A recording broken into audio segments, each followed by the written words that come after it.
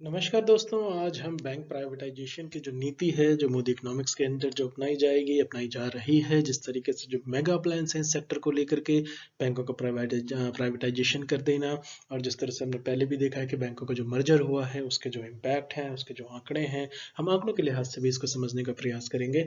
और हम ये देखेंगे सरकार इस नीति पर किस तरीके से बढ़ना चाहती है, सरकार का विजन क्या है प्राइवेट सेक्टर को लेकर, ये सबको पता है। प्रधानमंत्री मोदी के स्तर पर ये बात हुई है, उन्होंने ये कहा है कि किस तरीके से सरकार का काम नहीं है बिजनेस करना, और किस तरीके से वो डाइवेस्टमेंट की तरफ यानी डिसइन्वेस्टमेंट की तरफ या इस निजीकरण की तरफ, या जिस तरीके से सरकारें अपना जो घाटा करवाएंगी, जो अपना जिस तरीके से जो घाटे में चल रही हैं जो पब्लिक सेक्टर एंटिटी, उनको जिस तरीके से बेचा जाएगा, उसका पूरा एक विजन है। उस पर हम एक अलग से बात करेंगे, लेकिन हम इस पे जो है हम प्राइवेट सेक्टर को लेकर के किस तरीके से इसका जो प्राइवेटाइजेशन हो रहा है बैंकों का, और जिस तरीके से इसका जो मर्जर, उसका जो मेगा प्लान्स है, हम उसको कसौटी पर उतारेंगे अर्थशास्त्र की, हम देखेंगे उसका रैशनल, आंकड़ों के हवाले से भी बात करेंगे, और जो जो बैंकों की जो इसमें दिक्कतें हैं उनको भी हम लेंगे, और हम ये देखेंगे क्या ये सही दिशा में कदम है, इसका एक रैशनल, क्योंकि आपको एक बैलेंस तरीके से जाना पड़ेगा। और ये जो चीज़ें हैं, ये एक तरीके से देखा जाए, इसका अगर आप अक्स देखें, अगर ये जो सारा इस तरह की जो ड्राइव है, ये पहली मरतबा जब शुरू हुई थी, जो इत्तेफाक की बात है कि उस वक्त एक ही टाइम पर रोनाल्ड रीगन जब अमेरिका के राष्ट्रपति बने थे, और उसके बाद जो है मार्गरेट थैचर जब ब्रिटेन की प्राइम मिनिस्टर बनी थी, तो उस समय थेचरनॉमिक्स की बात चल रही थी, और जिस तरीके से रीगनलिज्म की बात करें, थेचरिज्म की बात चली थी, उन्होंने कहा था कि सरकार का काम नहीं है बिजनेस करना। तो उसके बाद से जिस तरीके से निजीकरण को, लेकिन आप ये देखिए जो बुनियादी फर्क है, हाँ, हिंदुस्तान के निजीकरण के प्राइवेट सेक्टर को लेकर के या विदेशों के जो है, वहाँ पर एक अपना बैठाया बैठाया सिस्टम है, जिसको कहते हैं कि बहुत वेल स्टैब्लिश्ड है, अगर उनको दिया जाता है तो वो इस संभावना में है। लेकिन यहाँ पर हम अगर देखें तो हमारा जो निजी क्षेत्र है, जो एक तरीके का जो हमारा इंडस्ट्रियल सेक्टर है, या जिसको हम ये देंगे, क्या वो इनकी संपत्तियां बेचेंगे तो नहीं, क्या इसको कहते हैं कि उनकी ज़मीनों पर एक तरीके से, तो देखें इसकी एसेट का जिसको एसेट मोनेटाइजेशन भी कहा जाता है, उस पर भी हम एक फीचर में आंकड़ा हम उसमें बनाए, उसमें लेक्चर बनाएंगे हम उस पर बिल्कुल। लेकिन कहने का मतलब है कि हमारे यहाँ जो है कि हम उन्हें दे दें उनको चलाने के लिए, हमें मैनेजर्स की तरफ उन्हें अपॉइंट करें, तो हमारी स्थिति जो है वो डामाडोल है, या इतना पुख्ता नहीं है, जो कि वेस्टर्न सेंस में प्राइवेटाइजेशन रिफॉर्म्स करना, ये एक थोड़ा अलग पैमाना है उसका। और हमारे यहाँ जो है कि अच्छा लगता है सुनने में, बहस में अच्छा लगता है, लेकिन जब 91 से शुरू हुआ, 30 साल इसके गुजर गए हैं, तो उसके जो फ़ायदे होने चाहिए थे उसमें कोई इनकार नहीं है, लेकिन जो उसकी चुनौतियाँ आई हैं, और जिस तरीके से के शेप में जो ये एक तरीके से इनकम इनक्वालिटी का जो गैप बढ़ा है, उसको भी हम नज़रअंदाज नहीं कर सकते, या उसको ब्रश असाइड कारपेट के अंदर हम नहीं कर सकते। तो इन सारी मद्देनज़र जो है ये सुनने में, बहस में, लेकिन बहरहाल जो है कि हम आंकड़ों पे बात करेंगे, अर्थशास्त्र की जो इसमें फर्म फुटिंग है, हम फंडामेंटल्स पर बात करेंगे, हम उस तरीके से इसको देखेंगे कि किस तरीके से जो है सरकार जो इस कदम को कर रही है, सरकार कैसे इसको करेगी, सरकार की मेथोडोलॉजी क्या है, मोदी इकोनॉमिक्स का जो मेगा प्लान्स है न्यू इंडिया के लिए जिस तरीके से आगे बढ़ना चाहते हैं, उसमें निजी क्षेत्र की जो भागीदारी अब तो खुल के आ गया है सब कुछ, कि निजी क्षेत्र ही इसको आगे ले जाएगा, किस तरीके से करेगा, सरकार का बिल्कुल काम नहीं है बिजनेस करना, ये बिल्कुल शीर्ष नेतृत्व के शीर्ष स्तर पर कह दिया गया है, तो इसको ही आगे माना जाए कि आगे अभी ऐसे ही होने वाला है। तो इसके मद्देनजर हम ये देखेंगे कि चुनौतियां क्या हैं और उसमें संभावनाएं किस तरीके की हैं, और खास करके एनपीएस को लेकर के हम इसमें डिटेल से आंकड़ों से बात करेंगे। एनपीएस में मेरे पहले भी लेक्चर्स हुए हैं बैंकों को लेकर के, आरबीआई को लेकर के, और उस पर आरबीआई पे भी हम अलग से आएंगे इसमें, लेकिन आरबीआई को इसमें भी बहुत कुछ करना होगा, तो हम उसे एक पासिंग रेफरेंस जरूर देंगे यहाँ पर। तो चलिए हम इसको शुरू करते हैं। इसमें जो अब सबसे जो बुनियादी बात है कि अगर हम इसको बिल्कुल सिंप्लीफाइड या ओवर सिंप्लीफिकेशन का अगर हम इसको रखें, तो हम ये कहेंगे सरकारी काम कर सकेंगे निजी बैंक, एक घोषणा और हुई है। निजीकरण के लिए सरकार ने जिस तरीके से 4 बैंक छांटे हैं, उस पर भी हम बात करेंगे। और इसमें जो कहा गया है मोस्टली जो है कि वित्त मंत्रालय की तरफ से लेट फरवरी में ये कहा गया था कि निजी क्षेत्र के जो सभी बैंक हैं, सभी बैंकों को सरकार जो है, सरकार से जुड़े कारोबार, अब सरकार से जुड़े कारोबार काफ़ी तरीके के होते हैं, लेकिन यहाँ पर किस किस तरह के जो मुख्य हैं हम उनको बताते हैं कि सरकार से जुड़े कारोबार जैसे कि संग्रह, जैसे कि पेंशन भुगतान, जैसे कि लघु बचत, स्मॉल सेविंग्स योजनाएं जो हैं, इसमें हिस्सा लेने की अनुमति दे दी गई है। तो इसके जो है कि अब तक केवल जो है कि कुछ बड़े जो है निजी क्षेत्र के बैंकों को सरकार से संबंधित कामकाज करने की अनुमति थी, तो इसमें पहले से भी थी, लेकिन अब ये बिल्कुल खुल के हो गया है। तो इस कदम से जो है कि इसका जो रैशनल बताया जा रहा है, हम रियलिटी और रैशनल पे भी हम आगे डिटेल से बात करेंगे, लेकिन जो उसका रैशनल बताया जा रहा है वो इस तरीके से है कि इस कदम से ग्राहकों को सुविधा मिलेगी, ग्राहकों पे ऑप्शंस आ जाएंगे, प्रतिस्पर्धा कंपटीशन बढ़ेगा। ये सारी बातें जो है प्राइवेटाइजेशन की कहने में, सुनने में बहुत अच्छी लगती हैं, इस पर ढेरों डिबेटें हो सकती हैं। तो इसमें जिस तरीके से हम आगे इसको बढ़ा दें, प्रतिस्पर्धा उपभोक्ता की जो सेवाएं होंगी, उनके जो स्टैंडर्ड्स हैं, उनके जो मानक हैं, उसमें कुशलता और बढ़ेगी, तो ऐसा कहना है। तो इनके इसमें जो है कि वित्त फाइनेंस मिनिस्टर की तरफ से ये कहना है कि निजी बैंकों द्वारा जो है सरकारी अनुदान संबंधी काम करने पर लगा प्रतिबंध हटा लिया गया है। ये बेशक उन्होंने एक ट्वीट से कहा था, लेकिन इसे ऑफिशियल वर्जन माना जाना चाहिए। और इसके बाद जो एक महत्वपूर्ण बात निकल करके आती है वो ये आती है कि निजी बैंक अब जो है भारत की अर्थव्यवस्था के विकास यानी डेवलपमेंट, सरकार की जो सरकारी की सामाजिक क्षेत्र की जो पहल को आगे बढ़ाने में और ग्राहकों को सुविधा बढ़ाने में जो होंगे बराबर के साझेदार होंगे, ऐसा बिल्कुल स्पष्ट तौर से मानना है मिनिस्ट्री ऑफ फाइनेंस का, फाइनेंस मिनिस्टर का और मोदी इकोनॉमिक्स का। ये अहम मुद्दों पर जिसको कहते हैं कि केंद्रित है, ये कोर है उसका। तो इसके अगर हम आगे देखें तो अब जो है निजी क्षेत्र के जो बैंक हैं, ये अत्याधुनिक तकनीक यानी इसमें जो R&D में भी, और जिस तरीके से एक नई एनर्जी को लेके आएंगे, जिस तरीके से आर्टिफिशियल इंटेलिजेंस की बात की जा रही है, एक बिल्कुल फिनटेक फाइनेंशियल टेक्नोलॉजी के पैमाने पर बिल्कुल हम बहुत कुछ करने वाले हैं, ऐसा सरकार का मानना है।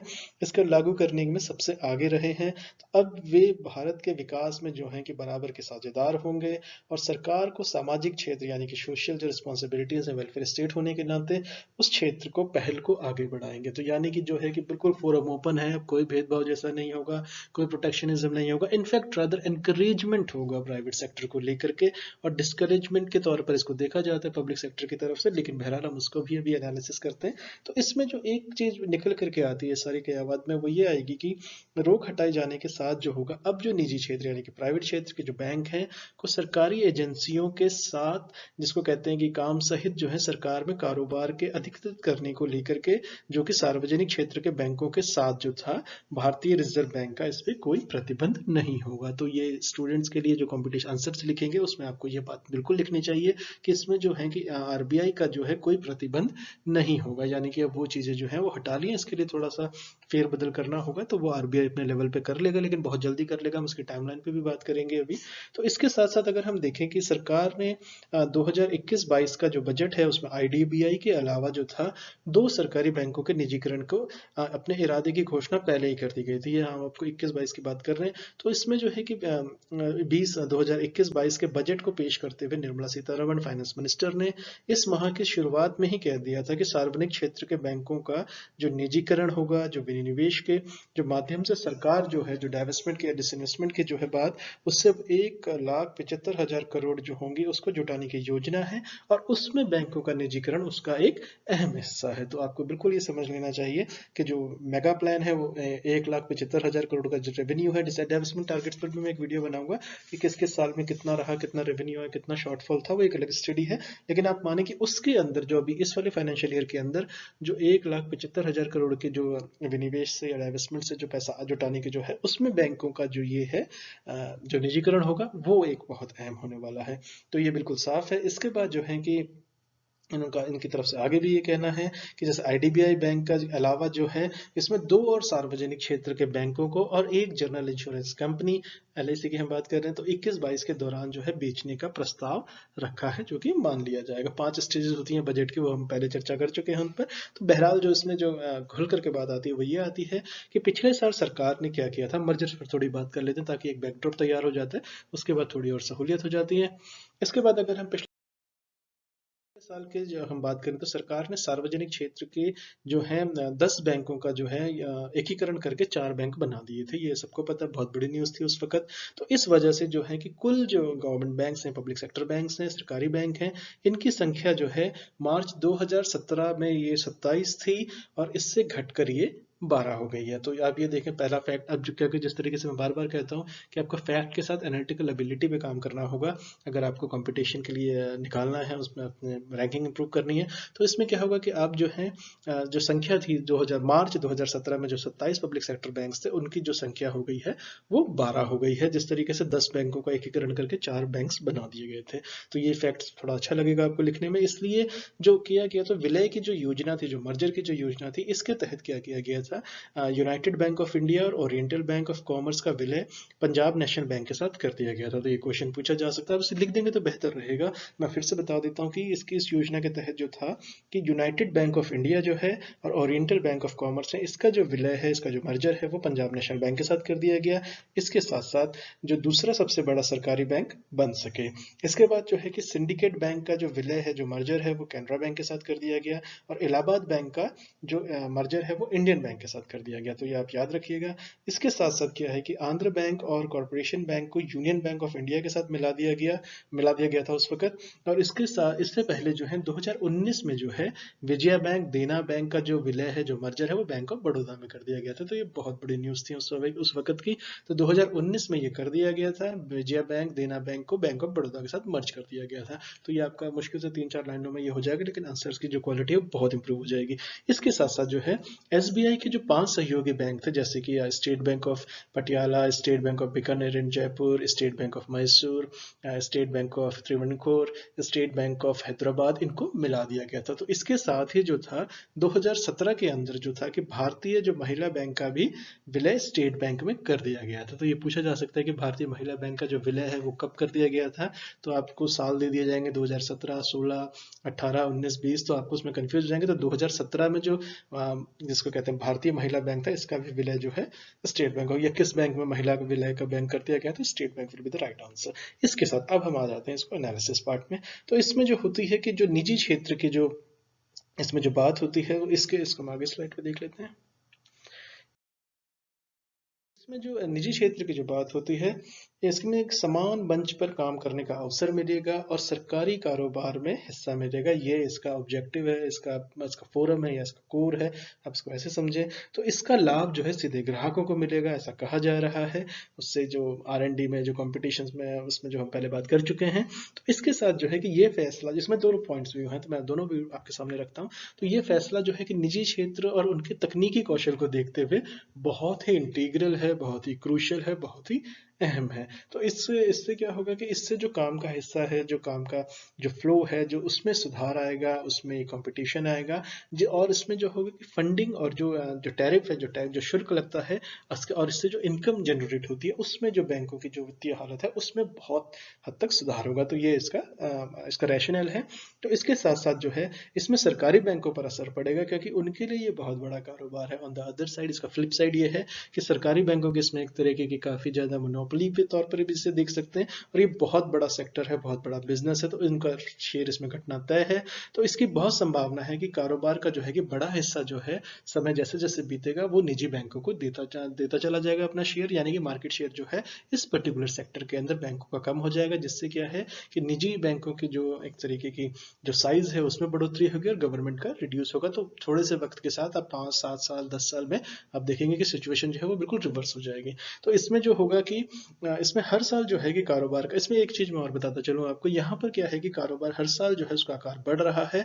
तो ऐसे में जो सभी बैंकों के लिए पर्याप्त मौका होगा, ये एक तरीके का कैविएट है, एक तरीके का सेविंग ग्रेस है, लेकिन हम समझते हैं सब इसमें जो है आगे, तो ये प्रतिस्पर्धा बढ़ाने और ग्राहकों सुविधा के हिसाब से बेहतर होगा। तो इस फैसले का जो इम्पैक्ट है इस इंडस्ट्री ने बहुत सराहा है, इसको बहुत पॉजिटिव वेलकम दिया है कि, और इसको करने के लिए जो इंपॉर्टेंट चीज़, जैसे कि मैंने शुरुआत में कहा था आरबीआई को लेके, तो इसमें आरबीआई को जो है संशोधनों पर काम करेगा, जिससे सरकार को बिजनेस में ज़्यादा बैंकों को अनुमति दी जा सके, और कंपटीशन बढ़ने के कारण जो होगा उन बैंकों पर जो है नकारात्मक असर पड़ेगा जो नॉन परफॉर्मिंग एसेट्स को बढ़ा रहे हैं या जो उसमें नहीं खड़े हो पाएंगे।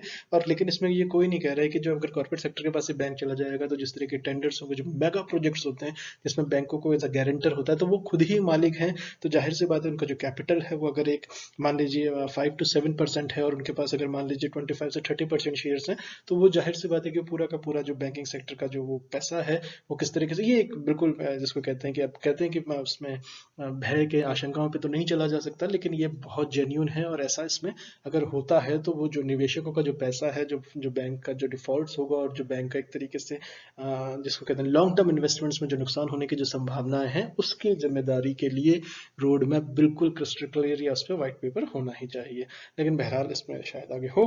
तो इसके बाद जो है कि प्रतिस्पर्धा बढ़ाने के कारण बैंकों पर जो है नकारात्मक असर पड़ेगा और पब्लिक सेक्टर बैंक्स जो हैं वो अपने को मैनेज कर लेंगे, ऐसा कहा जा रहा है, लेकिन अभी वक्त बताएगा। तो जिससे इसमें जो इनको अनुमति मिली हुई है, तो एक तरीके से बैंकों का जो पब्लिक सेक्टर बैंक का जो अधिकार था, मोनोपोली थी, उसको हद तक इससे झटका लगना तय है। अब यहाँ पर सवाल ये होता है कि सरकार ने जो निजीकरण के लिए जो 4 बैंक छांटे गए हैं, उनका क्या करना है। तो बेसिकली अब इसमें हो क्या रहा है यहाँ पर कि सरकार ने निजीकरण के लिए जो है कि मझोले आकार के जो है 4 सार्वजनिक बैंक को छांटा है। तो इसको शुरुआत में तो इसको काफी छुपाया गया था, लेकिन अब तो ऑलमोस्ट नाम आ गए, हम नाम भी बताएंगे आपको। तो इसमें जो है कि संभावित निजीकरण है, जिन 4 बैंकों को छांटा गया है उनमें जो है bank of India, Indian overseas bank, central bank of India और बैंक ऑफ महाराष्ट्र इसमें शामिल हैं। तो इनमें से जो खास बात है वो ये है कि इनमें से जो है कि 2 बैंकों को जो है इसमें का जो डाइवेस्टमेंट है, विनिवेश है, जो ये वित्त वर्ष 2021-22 में किया जाएगा। तो ये एक अहम खबर आती है। इसका क्या इम्पैक्ट होगा बैंकिंग सेक्टर को लेकर के वो बताएगा, लेकिन अगर हम मार्केट्स पे चले वो उसको वेलकम करेंगे तो वो एक अलग कहानी है। उस पर हम बनाते रहते हैं वीडियो, शेयर मार्केट्स पे किस तरीके से मार्केट बूम कर रहा नहीं कर रहे। तो बहरहाल उससे जो अर्थशास्त्र के जो बेसिक फंडामेंटल्स हैं उसको हम समझें। बैंकिंग सेक्टर बहुत बड़ा सेक्टर है, तो इसको हम आगे बढ़ाते हैं। तो सरकार ने जिस तरीके से शुरुआती चरण में जो है जो स्टार्ट हुआ था ये, तो उसमें जो मझोले और जो मिड साइज के और जो छोटे बैंक हैं इनका जो विनिवेश एक तरीके से जो निजीकरण को परखने के विचार से किया है, यानी कि एक तरीके का प्रयोग है ये। और आने वाले वर्षों में जो है कि देश के कुछ बड़े बैंकों का भी निजीकरण किया जा सकता है। इस संभावना का बिल्कुल, जिसको कहते हैं, ये होना ही है, तो इसको इससे नकारा नहीं जा सकता। हालांकि इसमें कैविएट अगेन यहाँ पर है कि सरकार जो है, केंद्र सरकार जो है, देश के बड़े जो ऋणदाता है, एक तरीके से जो पब्लिक स्टेट बैंक है उसका साइज इतना बड़ा है, उसका जो काम करने का तरीका है, खास करके welfare, social and welfare sector में, तो उसका जो एक बहुलांश का जो है, जो इसका जो लाभ का हिस्सेदारी है उसको बनाए रखेगी, उसमें मेजॉरिटी स्टेक अपना बनाए रखेगी एसबीआई में, ऐसा सरकार का कहना है। तो यानी अगर एक सरकार बैंक अगर स्टेट बैंक के साइज कर रहे, बाकी सब प्राइवेटाइज हो जाए, या 2-4 बैंक हों और उसके बाद सारे प्राइवेटाइज हो जाए, तो वो स्थिति इस तरह की अगर आती है फ्यूचर में और बहुत जल्द आती है, तो इससे कोई इनकार नहीं है। तो एसबीआई की जो रणनीति बैंक के तौर पर देखा जाता है, क्योंकि उसका साइज उस तरीके का है, और क्योंकि जो ग्रामीण उधारी है, यानी कि रूरल इकोनॉमी के अंदर जो उसकी ब्रांचों का एक्सपेंशन लगा लीजिए, जो उसकी एक्सपर्टाइज है, तो उसमें जो गवर्नमेंट की योजनाएं जो हैं उनको, निर्मला सीतारमण ने ये बजट से पहले भी कहा था कि बैंक जो है कि हमारी जो योजनाएं हैं, जिस तरीके से जो सरकारी योजनाएं उनको पूरा करने के लिए सहायक करें, उसमें मैंने रूढ़े ना अटकाएं। तो ये बात हुई थी उस वक्त, मैंने लेक्चर भी बनाया था, मुझे याद है। तो उसके बाद जो है कि ग्रामीण उधारी के विस्तार तथा अन्य योजनाओं को क्रियान्वयन के तहत जो है एसबीआई का रोल बहुत अहम है। तो अब बात निकल करके आती है कि इकोनॉमिस्ट का अगर इसका जब एनालिसिस हुआ इन सारी बातों का, तो उसके क्या निकल करके आया। तो उसमें ये निकल करके आया था कि जो अर्थशास्त्रियों का जो कहना है कि जो महामारी के कारण जो एक तरीके से देश की अर्थव्यवस्था का जो एक तरीके से व्यापक एक तरीके से कॉन्ट्रैक्शन हुआ, संकुचन हुआ, आने से जो ठोस सुधारों को बढ़ावा देने की जरूरत है। तो उस बैकड्रॉप में ये सारी कयावार, ये सारी एक्सरसाइज और मेगा प्लानिंग के साथ की जा रही है और निरंतर इसमें प्रोग्रेस हो रही है। तो सरकारी बैंक का जो सेक्टर है, सरकारी बैंक का जो क्षेत्र है, उसको चुस्त दुरुस्त रखना चाहती है सरकार, क्योंकि इससे क्या होगा कि एनपीए के, आरबीआई की रिपोर्ट आई थी सितंबर में, और ज़्यादा हैरान करने वाली फिगर मिलने वाली है एनपीए को लेकर के। तो क्योंकि जो एनपीए का जो बोझ है, इस कारण इस पर काफ़ी ऑलरेडी दबाव है। पब्लिक सेक्टर ये काफ़ी लॉस मेकिंग बिजनेस में ऑलरेडी है, इसमें करप्शन, रैम्पेंट करप्शन है। तो जिस तरीके से देखा गया और किस तरीके से एनपीए और किसको गए एनपीए, इस पर कोई दो राय नहीं है। इसमें भी मैंने काफ़ी सारे शुरुआत में लेक्चर्स बनाए हैं, तो आप प्लीज़ देखिएगा, आपको आंकड़ों के साथ है वो। तो इसमें जो एक निकल करके बात आ रही है वो ये आ रही है कि जो महामारी की जो रियायतें वापस लिए जाने के बाद जो है बैंकों पर दबाव और बढ़ना है, इससे कोई इनकार नहीं है। तो इसको मद्देनजर रखते हुए ये सारी कयावत एक्सरसाइज की जा रही है। अब इसमें एक चीज और निकल करके आती है, आंकड़ों की अगर हम बात करें, तो बैंक ऑफ इंडिया जो है इसमें करीब आपके 50,000 के करीब इसमें कर्मचारी हैं, और इसमें जो सेंट्रल बैंक ऑफ इंडिया है इसमें करीब आपके 33,000 है। तो अगर आप इनको दोनों को जोड़ दें, बैंक ऑफ इंडिया को और सेंट्रल बैंक ऑफ इंडिया को, तो इसमें 1 लाख से भी कम, काफी कम है, यानी कि 83,000 के करीब कर्मचारी हैं।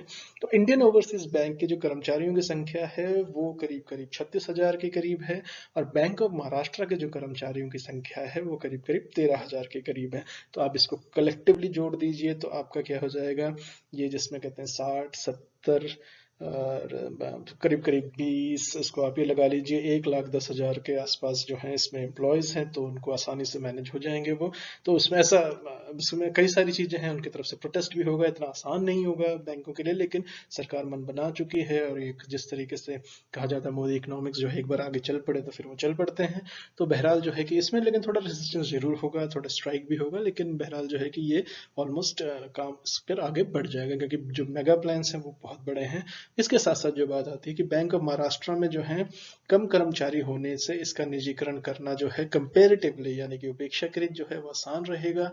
तो इसका शुरुआत में विनिवेश किया जा सकता है। तो bank of Maharashtra will be the first bank to come under all this mega schemes. ये सारा कुछ होगा। तो इसके बाद जो है कि अब सवाल ये उठता है जो लाख है जिसे कहते हैं $1,000,000 क्वेश्चन, वो ये बनेगा आपका कि निजीकरण की प्रक्रिया में कितना वक्त लगेगा। तो इसमें करीब करीब 5 से 6 लेकिन 2 बैंकों का होना तय है। तो ये सारी जो बातें हैं, इसके साथ साथ अब हम एनालिसिस पार्ट पे आ सकते हैं और इसके बाद इसके 2 सेगमेंट बनेंगे। उसमें निजी बैंकों की जो जिम्मेदारी है एक उस पर सेगमेंट बहुत खूबसूरत बन सकता है। और इसके साथ साथ जो एक चीज इसमें और बनेगी वो ये बनेगी कि इसका जो एनालिसिस पार्ट है। तो ये सारी चीजों के बैकड्रॉप में हम पार्ट 2 के अंदर इन सब का एक तरीके से एनालिसिस करेंगे और हम ये देखेंगे कि किस तरीके से बैंकिंग का जो भारत का जो बैंकिंग इतिहास है इसमें पहली बार ऐसा होगा जब सरकार जो है 4 बैंकों को बेचेगी या उनका निजीकरण करेगी। और जिस तरीके से 27 सरकारी बैंक थे वो कटकर 12 हो गए थे 2020 के अंदर, अब 4 सरकारी बैंक जो हैं। तो इसमें जो है कि ये काफ़ी ज़्यादा इनकी जो हिस्सेदारी है किस तरीके से। और इसमें मैं आपको एक और बात बताना चलूँ तो इसमें जो है जैसे मैंने आपको बताया 50,000 जो अलग अलग बैंकों में था। तो इसमें जो है और इसमें कुल जो शाखाएं हैं ये 15,732 शाखाएं हैं। तो इन शाखाओं पर भी काफ़ी ज़्यादा असर पड़ेगा इनका, इनकी जो रीच है, इनकी जो एक्सपर्टाइज है उसको लेकर के भी। तो मैं 15,732 शाखाएं हैं इसमें करीब। तो इसमें जो है कि एक जो इम्पोर्टेंट बात निकल करके आती है वो ये आती है आपकी कि जो सरकारी बैंकों को जो निजीकरण का जो एक तरीके से मूल जो है ये कोरोना काल में सरकारी राजस्व में भारी कमी आना भी है। यानी कि सरकार के जो रेवेन्यूज हैं उसमें जो मैसिव शॉर्टफॉल आया जिससे विनिवेश का जो टारगेट है 1,75,000 है। तो इसके जरिए जो है इस कमी को पूरा करना चाहती है। तो सच्चाई थोड़ी थोड़ी सब समझ रहे हैं। इसके बाद जो है हालांकि जो है इसमें एक कैविएट है। तो वित्त वर्ष 2021 में सरकार के लिए विनिवेश का जो लक्ष्य है उसको हासिल करना लगभग नामुमकिन है। ये सभी जानते हैं कि पिछला भी बहुत बड़े उससे विश्वविद्यालय प्राइवेट सेक्टर इंटरेस्टेड ही नहीं है उसमें, बल्कि उसकी जो नज़र है वो जमीन पर है एक तरीके से। यानी इसको बिल्कुल कौड़ियों पे मिल जाए तो भी उसमें, जैसे एयर इंडिया का प्राइवेटाइजेशन उसमें मैंने 3 सीरीज बना दी हैं तो वो लेकिन अभी भी टेक ऑफ नहीं करेगा। तो इसको लेकर के जिस तरीके का रुझान है तो वो एक अलग अपना उसका एक डायनामिक्स है। तो उसके अनुसार जो है कि एक तरीके से लगभग नामुमकिन है अगर इसमें रियलिस्टिक इकोनॉमिक सेंस में बात करें। लेकिन इसलिए जो है कि वित्त वर्ष 2021 में विनिवेश का लक्ष्य जो है इसको कम करके जो है 32,000 करोड़ रुपए की अब इसमें जो है कि कम किया गया था। तो एक ये निकल करके आती है बात। इसके अलावा जो है कि वित्त वर्ष जो फाइनेंशियल ईयर 2022 का होगा इसमें जो फाइनेंशियल ईयर 22 जो होगा इसमें सरकार ने जो विनिवेश का राजस्व हासिल करने का जो लक्ष्य है वो मैं जैसा कि शुरुआत से कह रहा हूँ कि 1,75,000 करोड़ का रखा है। इसमें 1 लाख जो है 1 लाख करोड़ सरकारी बैंक और वित्तीय संस्थानों में सरकार के हिस्सेदारी बेचकर जुटाने का प्रस्ताव। जैसे कि मैंने शुरुआत में कहा था कि जो बैंकिंग सेक्टर की जो ये पूरी एक्सरसाइज है ये उसका बहुत अहम हिस्सा है।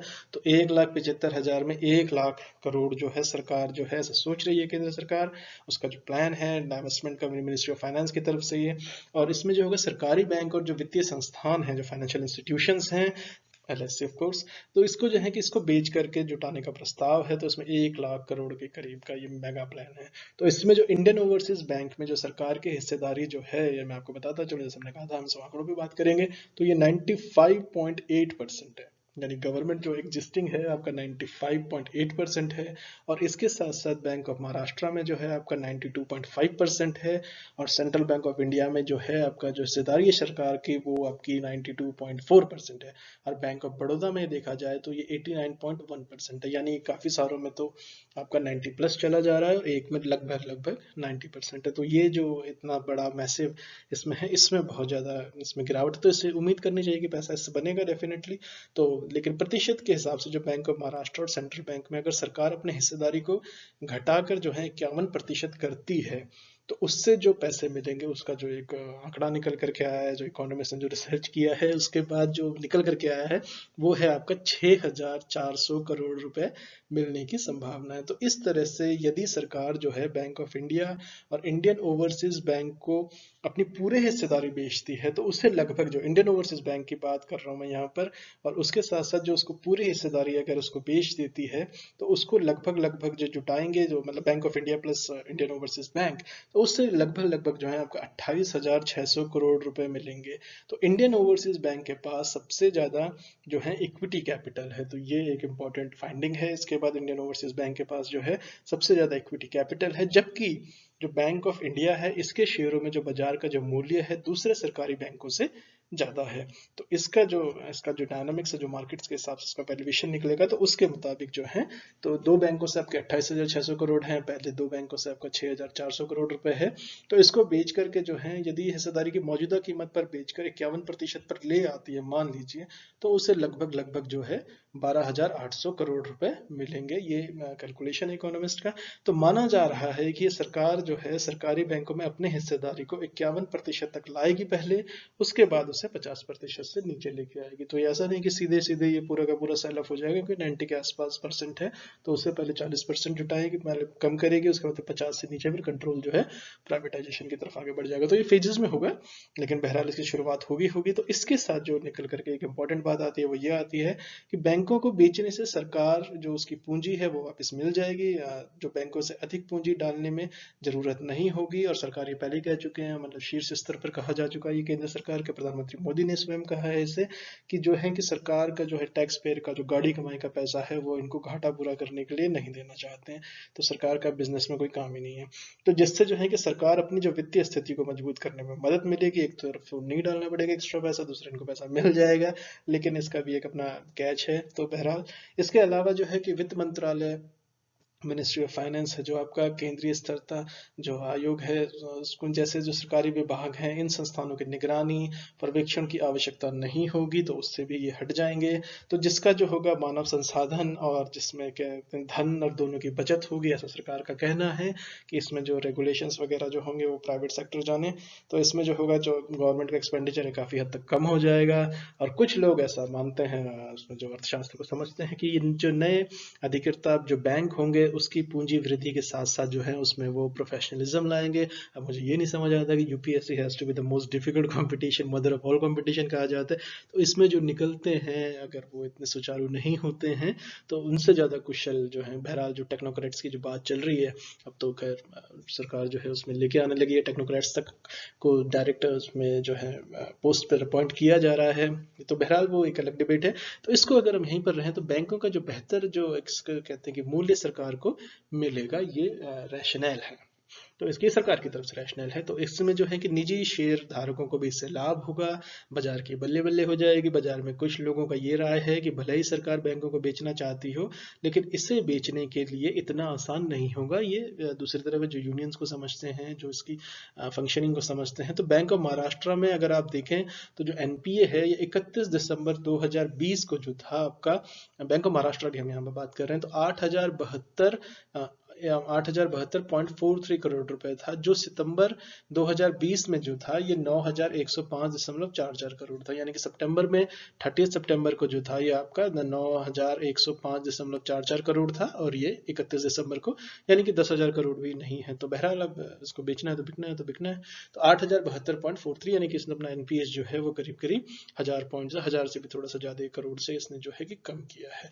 तो बहरहाल तो इसमें अब एक बात निकल करके आती है। तो 31 दिसंबर 2019 को जो ये है 15,745.54 करोड़ था बैंक ऑफ इंडिया। दिसंबर में जो सेंस का जो एनपीए था 5,499.70 करोड़ था, जो सितंबर 2020 में आपका 5,623.17 करोड़। इंडियन ओवरसीज बैंक का जो दिसंबर में जो एनपीए घट करके 16,753.48 करोड़ हो गया है, यानी इंडियन ओवरसीज बैंक का एनपीए जो है वो काफी मैसिव है। तो जो इसमें कहते हैं कि जो सितंबर 2020 में जो है 17,660.63 करोड़ रुपए था। इसी तरह सेंट्रल बैंक ऑफ इंडिया जो है दिसंबर में जो है 2020 में जो है इसका जो एनपीए है, ये सब वेबसाइट से मिल जाएगा, इतना मुश्किल नहीं है। तो ये 29,486.07 करोड़ रहा। तो जो सितंबर में अगर आप इसको देखें तो 2020 में जो है ये 30,785.43 करोड़ था। और इन बैंकों का जो क्वार्टरली अगर हम इसका तिमाही प्रदर्शन से साफ हो जाता है कि इन चारों बैंकों का निजीकरण जो है उनके खराब प्रदर्शन के कारण नहीं किया जा रहा है। तो जो हमारे लिए जो इंपॉर्टेंट फाइंडिंग है, जो एस्पिरेंट्स के लिए जो आप आंसर्स में एनालिटिकल लिखेंगे तो ये लिखेंगे कि इनका एनपीए ही सिर्फ नहीं है जिनकी वजह से, क्योंकि अपने एनपीएस को लगातार ये कम कर रहे हैं, इसको इम्प्रूव है, वहाँ पे इसका परफॉर्मेंस अच्छा दिख रहा है। तो 4 सरकारी बैंकों के निजीकरण के जो वहाँ कार्यरत जो कर्मचारी हैं, इन कर्मचारियों की जो नौकरी जाने की संभावना जो है वो बढ़ जाएगी, इससे भी इनकार नहीं है। तो इसलिए जो है बैंकों का निजीकरण का एक तरीके से नकारात्मक प्रभाव, इसलिए थोड़ा डिफिकल्ट जो हमने शुरुआत में कही थी बात, तो नकारात्मक प्रभाव पड़ेगा सरकार की जो एक तरीके वेलफेयर स्टेट की जो छवि है उस पर इसका असर पड़ेगा, जो जॉब्स बैंकिंग सेक्टर देता है। इस तरीके से रेलवेज की बात होती है, ये जो मेजोरिटी ऑफ स्टूडेंट्स हैं वो इनकी तैयारियां करते हैं, तो उस पर भी डेफिनेटली ये डिस्करेजमेंट है।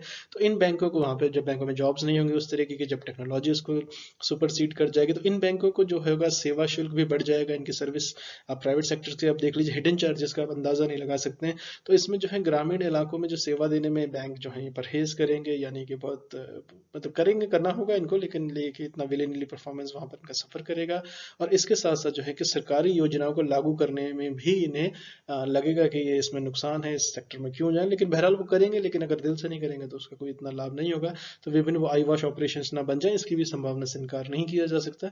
तो विभिन्न अगर हम इसको देखें जो गैर राष्ट्रीय सेवाएं हैं, जैसे कि आपकी पेंशन वितरण है, अटल पेंशन योजना है, सुकन्या समृद्धि है, आदि से जुड़े जो भी कार्य हैं जो बैंक नहीं करेंगे, तो राजस्व बढ़ाने के लिए जो है बैंक जो है इसको, इसके अलावा जो है बैंक इन सोशल स्कीम्स के अलावा जो बैंक जिसमें दिलचस्पी दिखाएंगे वो म्यूचुअल फंड्स, इंश्योरेंस, बीमा, या इसमें जो है कि गैर बैंकिंग सेवाएं प्रदान कर सकते हैं।